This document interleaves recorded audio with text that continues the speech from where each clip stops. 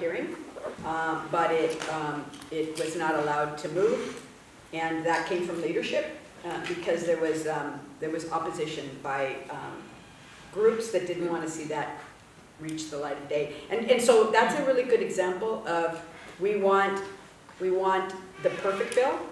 In other words, we want the blue card, or we want the green card, or the red card, or whatever the card color is going to be, but we don't want to do something different for California. And to me, we can't control what goes on in the rest of the country. You're not going to get some of these states to agree that immigration needs to be taken care of. Let me just add as a footnote, I did a press conference a couple of days ago because the Social Security Administration has issued letters to employers. Now, Social Security, their only task is to receive all of the money that they take out of our checks and to determine what your benefit's going to be when you retire.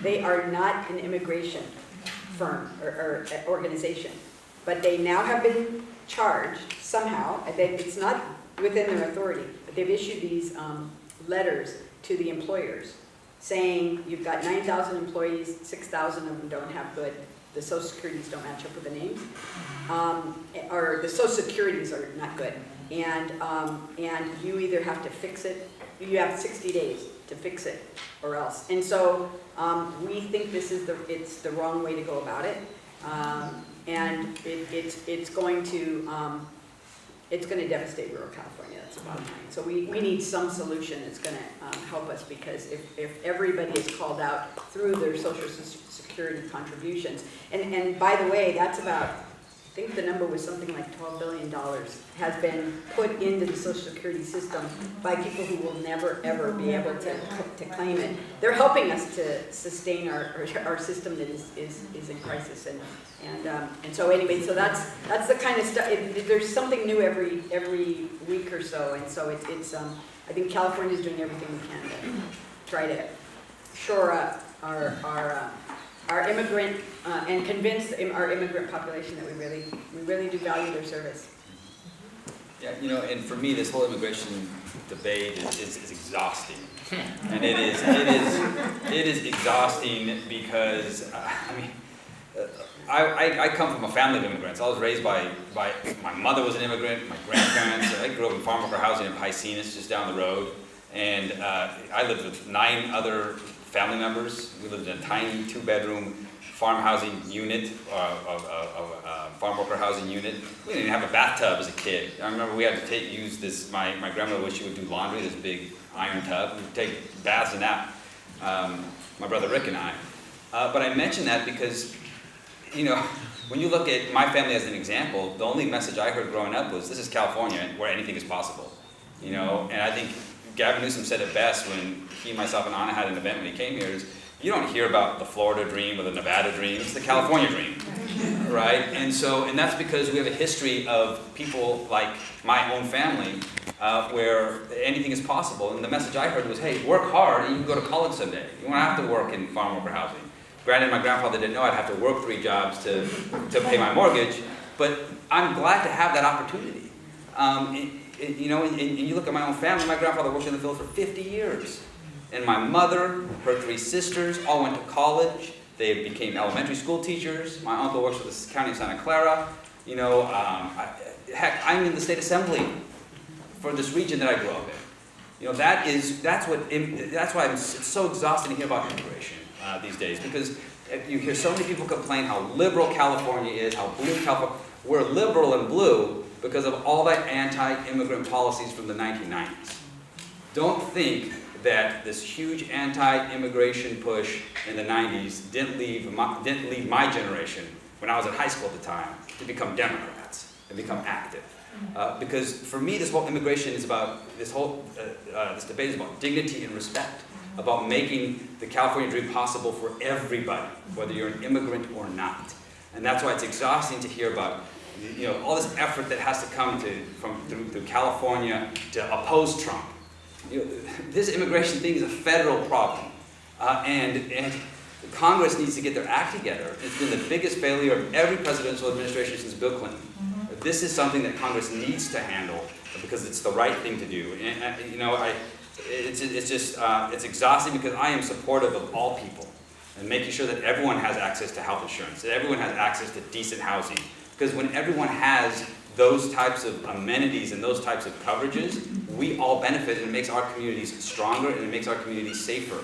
When we talk about the census and everything we have to lose in counting these hard-to-count populations, when we're not counting everybody in our communities, whether you're an immigrant or not, our counties miss out. We're missing out on critical funding to support every person that lives in our communities through, you know, the types of programs that go to support everyone in our counties and cities. And so that's why it's very critical that, you know, we come together and are supportive of everybody. Yes, we have, you know, I want law enforcement to crack down and to, you know, make sure that we're getting rid of, you know, those immigrants that create crime and do that. No one's opposed to that.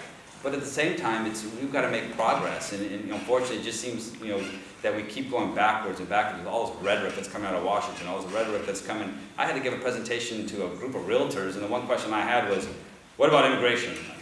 And it's just, you know, it's exhausting. You know, for me, it's about dignity, it's about respect, and it's about time that we all start acting, you know, and caring for everyone in you know, our community. Time? Oh, yes, I was going to ask you. Okay. I don't want to be pushy. I appreciate it because I don't have a Black Road anymore. It never worked when I took the Black Road home. Yeah. So the question for you, Supervisor Phillips, is what is the county doing to support immigrant workers whom we rely on so deeply on our local economy? And what is your position about the program for health care for undocumented workers? That's the question on the table. Well, first of all, Robert's right. I mean, there's been a real failure at the federal level I mean, we've been saying for years, and not just liberals or conservatives, but the farm community said we need extensive, comprehensive immigration reform, and they haven't stepped up to do it. And on his right, California is different than Minnesota and a lot of the other places, but you talk to any of the farmers, and about half of them say they got a real labor problem. So immigration is impacting us on our labor force, both in agriculture and tourism on the other side. And I like Anna, I supported ICE getting out of the jail and not having her jail open up the ICE agents. But if someone's convicted of a serious crime, I want them deported, and I think they should be. I know Feinstein and Panetta have a Senate Bill 175. It was if the ag worker has worked in the ag industry for 100 days each of the past 2 years, they got a chance to get a blue card, I think it is, that would lead to that. Whether that will go anywhere. DACA, I think our board came out strongly in support of the DACAs. You know, I felt it wasn't fair to change the rules between one administration and the other, and a lot of these people have been doing all the right things. They're the type of people that our country is based on, and I didn't think it was right. We oppose the question about citizenship on the census because, I mean, that's going to be a real deterrent to us, and it's going to cost our county. And we're very committed to getting out the accurate count, whether they're citizens or not. And we had a big public relations thing out at Castroville to get the word out that we need the help and support of everybody getting out the count so that we can move forward. Okay, excellent. All right, now, our final round.